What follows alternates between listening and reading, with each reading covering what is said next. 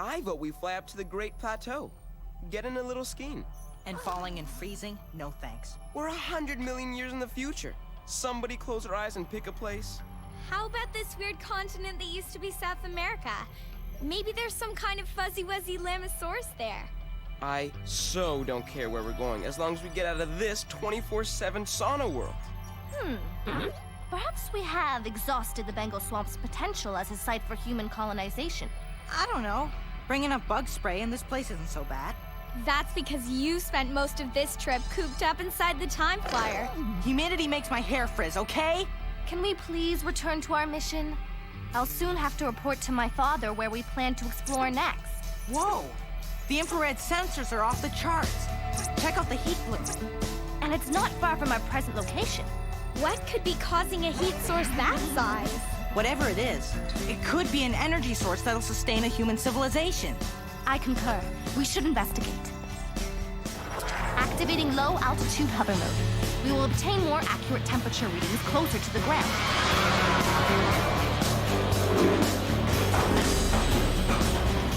Well, we're close to the ground, all right. But aren't we supposed to be, you know, moving? Odd.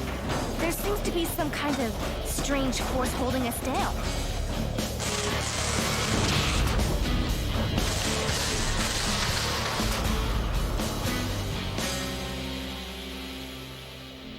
I think it's called mud.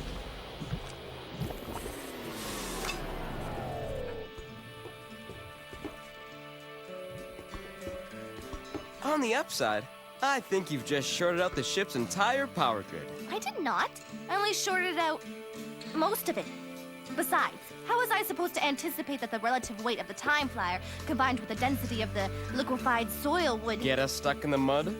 In a hot, sticky swamp? Another pilot error. Without even getting off the ground this time. Hey, it could be worse.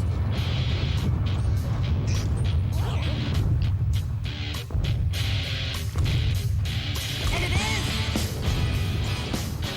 Earthquake! 10,000 years in the future, a mega ice age is threatening humanity. My mission? Pilot the Time Flyer into the far-off future and find a new home. 200 million years away, in my ship there hides a stowaway, bouncing back in time like a ricochet over and over. Sometimes I feel I'm dreaming, but when I open my eyes, well, the future is wide. And hey, yeah, the future is wide. And hey, yeah. Wild? I'll say. Like crashing way back in the 21st century. But luckily I met Ethan, Emily, and Lewis, and Squibbin. Come on. Let's go! Future world, here we come! Yeah, the future is wild. And hey, yeah, the future is wild.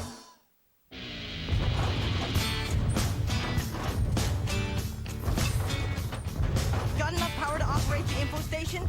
Apparently. Why? Check for seismic activity. Peculiar. No evidence of tectonic plate shift. Actually, we don't appear to be located in a fault zone. Very weird. So I got a thought. Let's go anywhere else, now? Better run a quick diagnostic on the Time Flyer. Right. Do you know how? I think I see the problem. You do? Uh-huh. I don't read Martian. It is not Martian. So what does it say? Actually, I got a C- in my temporal mechanics class.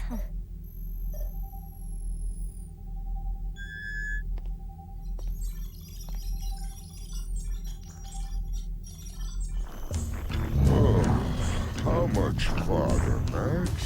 My feet are killing me. Stop complaining. We'll be there soon. Now what? Oh, just taking one last look around. With your eyesight, It matters? Come on, Stoney. We gotta get to the place. Oh, yeah. Again with the place. Oh, such a pain in the shell you are. Oh. You can rest when we get there. Don't I know it? I feel a little nap coming on. I'm gonna find a nice sunny spot. Catch up with you later. Don't take too long.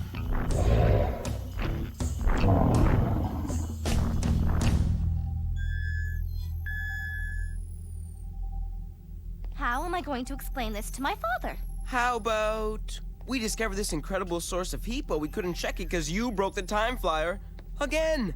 Might want to start off by telling your daddy looks like... Do you guys still have movie stars? You mean like a supernova? Not stars. Cute famous guys. You know, like... Hey, I think I'm starting to make sense of these squiggles. I'm pretty sure it's the hypermagnetic antimatter booster. I know what that is. So how long do you think it will take to repair? Not more than a couple hours. Hours? Unless it's the self-perpetuating mega ion drive. I got an idea. While Mr. Future Fix-It is under the hood, let's take a hike over to that hotspot and check it out. I would like to have additional data before speaking with my father. And Squibby could stand a potty break. I bet I'll have the time flyer fixed before you get there. Bet, huh? You're on. Loser does laundry for a week. I hope you have plenty of detergent, because I've got about a week's worth of swamp sweat in here. Too much information. And we're wasting time. So we're out of here.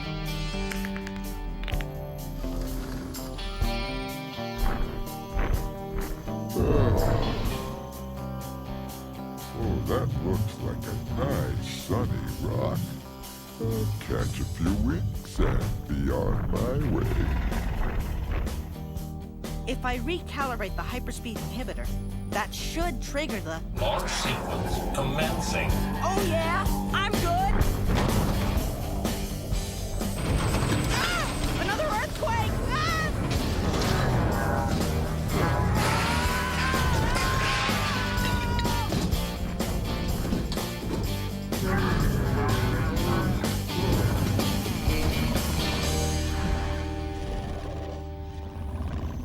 According to my infrared sensor, we're approaching the heat source. Which means all we gotta do is follow this path, and Lewis is the official laundry loser. Ugh, and not a moment too soon. Is that us? No, I believe the odor has been getting stronger as we hiked. Its point of origin appears to be somewhere up ahead on the path. About this path, anybody wondering how it got here? And who or what made it? Who cares? The important thing is that we win this. Whoa! Ethan! Are you okay? Yeah, other than a little mini road rash. Something odd about this crater. And that one. And that one. They're not craters. I think they're footprints.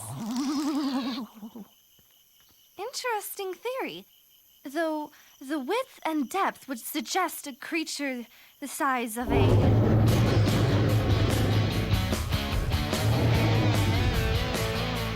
Hello? We're standing in the middle of a mega turtle freeway? Toraton!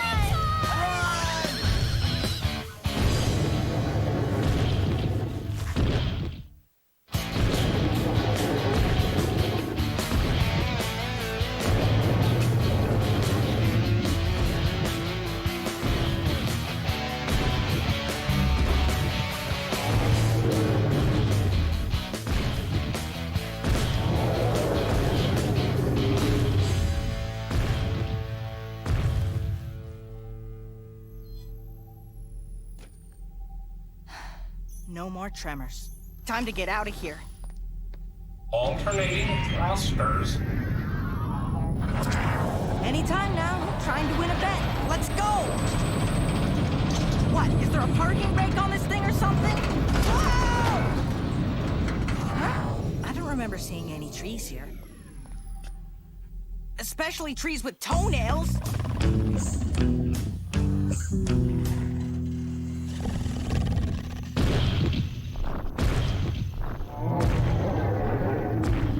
Guess we know what made the path now. Just the largest creature that ever walked the earth. I wonder why the Toraton's walking toward the heat source. Might help if we knew what the heat source is. Ew, Ethan. Wasn't me. Whatever it is, it's hot and wicked stinky. I say we won the bet. Let's head back. Olfactory issues aside, we must find out the cause of this phenomenon.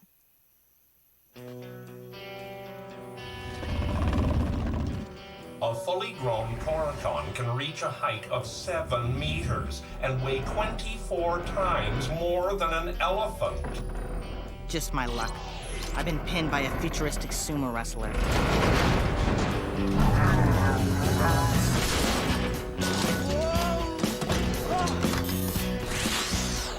Yes, CG? Oh, hi, Mr. CG's dad. I'm Lewis. What are you doing in the pilot's seat? And who allowed you to use the time telecommunicator? This is strictly against regulations. And where's my daughter? Well, CG went out because there was this really hot place. I mean, not like a club or anything. Never mind. See, we have this bet. Are you ill? No, I'm fine. Everything's fine. So, how many prime numbers you future guys up to?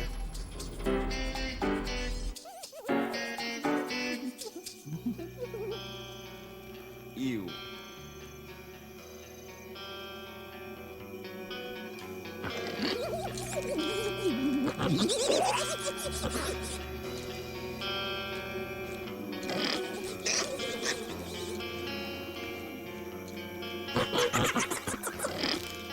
Leave it to the terror squid to go bonkers for the smell of the world's stinkiest garbage dump.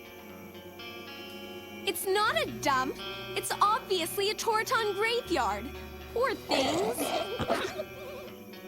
Searching holodeck database. Toraton. Average life expectancy well over 100 years. Some tortoises from our era can live that long too. When sensing the approaching end of their lives, Toratons trek to a common location to expire. Microbes called thermophiles produce heat as they degrade Toraton carcasses.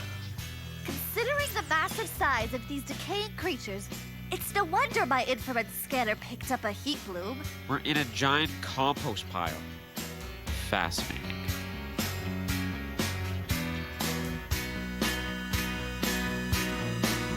Get out the laundry basket, dude. You're gonna have some extra stinky suits to clean. Lewis? Yo, you there? Loser. Who or what was that? Just good-natured banter between scientific peers. I'm sure you and your colleagues. Or maybe not. Quick question, sir. Totally hypothetical. What would happen to the structural integrity of the Time Flyer if, say, 120 tons of mass was suddenly resting on it? Interesting supposition. When I designed the Time Flyer, I used a hybrid titanium alloy because I was concerned about the craft's load-bearing capacity. Why do you ask? Okay. So there's this giant tortoise. Lewis! Lewis, please come in. It's just not like him to turn off his communicator. Maybe it malfunctioned. Although the squibbin's not there to break it. That means Lewis is in trouble.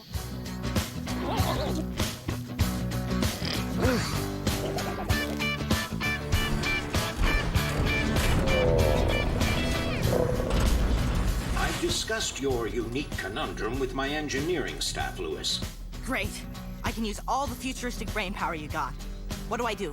First, let's begin by changing the pattern of your firing sequence. Girls, you're getting worked up over nothing.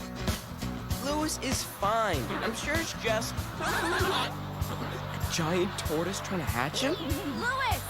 Lewis! Where are you? Are you okay?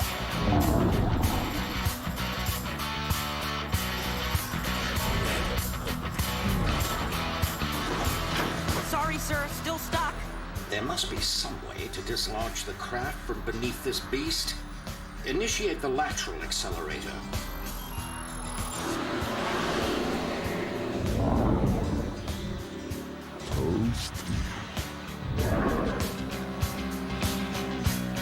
Woohoo! Come and get me! Yeah, good eating! You know you want me! The Toraton sustains its massive size by consuming about 600 kilograms of plant matter each day. It's an herbivore. Give it up, Ethan! You're not Toraton Chow!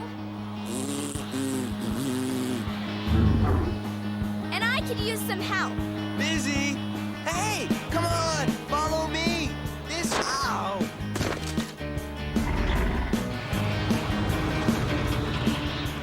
Status report. Inertia issues continue. Giant reptile impeding extraction process. Just speak English, son. You're still stuck under the tortoise.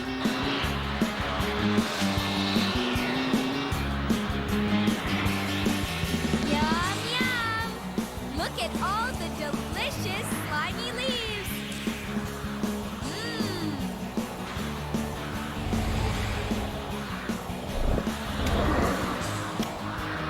Get the goop gathering, girls. I've got a better plan. We are not going to hit that poor thing with sticks. Well, duh. That would just be silly. We're gonna make a giant monster costume and scare it away. I advise you to power down before the engines overheat. Heat. That's it. Excuse me? Toratons are reptiles, cold-blooded. They rely on external means to raise or lower their internal temperature. That is obvious, but I fail to see... I used to have this pet lizard that loves to sit on warm rocks when he felt his body getting too cold. That's probably why this big tortoise won't leave.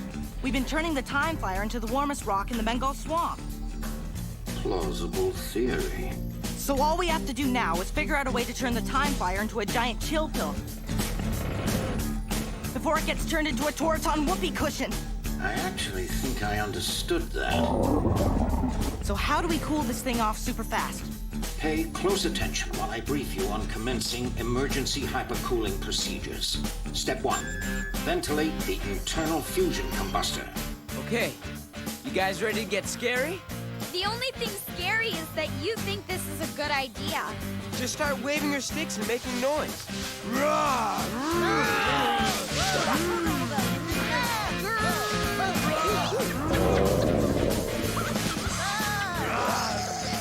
Ethan, a thought occurs. If Toratons are the largest creatures in the world, Will you keep roaring? wouldn't it make sense that they have no predators to fear? Just a long list of things they can squish. Like us! And Lewis, if we don't get him out of there.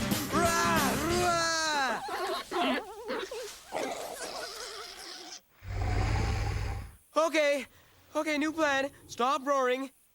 And back up. Back up! Slow down!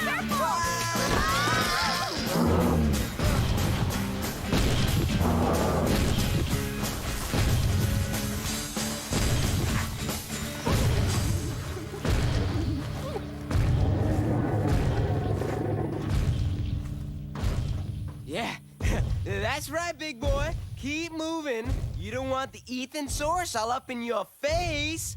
No, you don't. He's speaking Ethanese. He must be fine. Let's just hope Lewis is. Lewis! Lewis! You okay? So, when I recalibrated the heat transference capacitor, I was in such a rush I nearly forgot to factor in the relative humidity. I made that same mistake when I was a young cadet, Lewis. And you can guess what happened. Uh-oh. Kaboom! Father? Oh, CG. You're back from... Where were you again? On an exploratory mission, sir. We've discovered a massive heat source caused by decaying Toraton carcasses. Sounds odoriferous. So, Lewis, after you've inspected the hull for structural damage, I'll expect a detailed status report. No problem, Big C.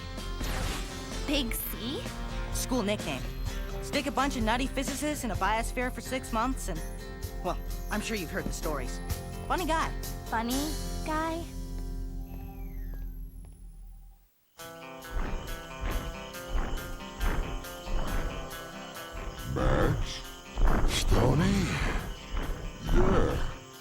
thanks for waiting for me.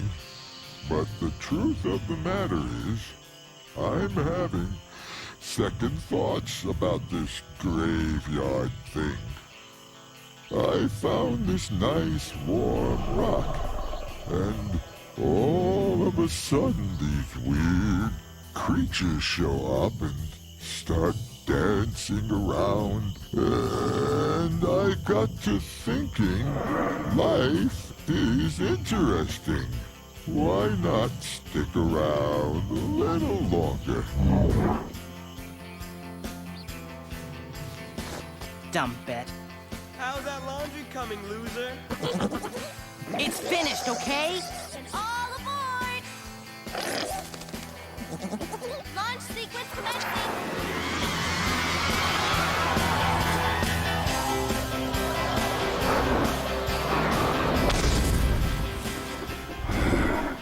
You know, you're right.